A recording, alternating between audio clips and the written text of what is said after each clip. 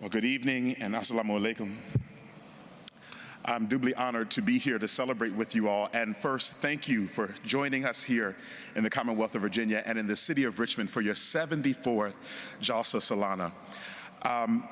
As I think back on what's happening overseas in Gaza right now, I'm reminded back in 2020, during the protests and what was happening with George Floyd in Gaza, in Palestine, there were pictures of George Floyd. And as we protested in the streets and decried, there is no peace, there is no justice, we raise up the same adage now. There can be no peace if there is no justice. And so we stand in solidarity with you all, with many family members across the seas, with many people who are struggling right now. As I joined with you all earlier today, I came across the many different booths that you had, and I walked past the AMPS, the Ahmadiyya Muslims for Public Service booth.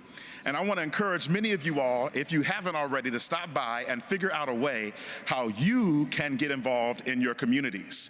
There is a statement by Shirley Chisholm of blessed memory who said, if you do not have a seat at the table, pull up a folding chair and make sure that your voice is heard.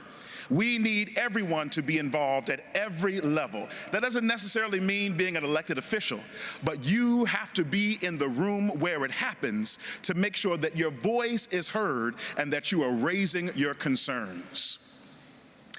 Before I present the resolution, as a Christian pastor, I'm reminded of the story of the Nusayba family over in Israel. This is a Muslim family who holds the keys to the Church of the Holy Sepulchre. And for centuries, this family has passed the keys down from generation to generation to generation to ensure that Christians have the ability to worship on Sunday mornings. This is a partnership that was forged between the Muslim community, the Christian community, and the Jewish community to ensure that the Church of the Holy Sepulchre could be a place of worship that everyone could worship at. But the key factor is, it is the Muslim community that holds the keys that allows my Christian brothers and sisters to worship on Sunday mornings. And for that I say thank you.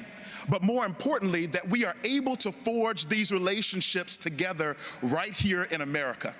That we are not enemies, but we are brothers and sisters. That when you hurt, I hurt. When you feel pain, I feel pain. And instead of fighting each other, we must forge relationships to come together and support each other to make sure that we can live peaceably with all men.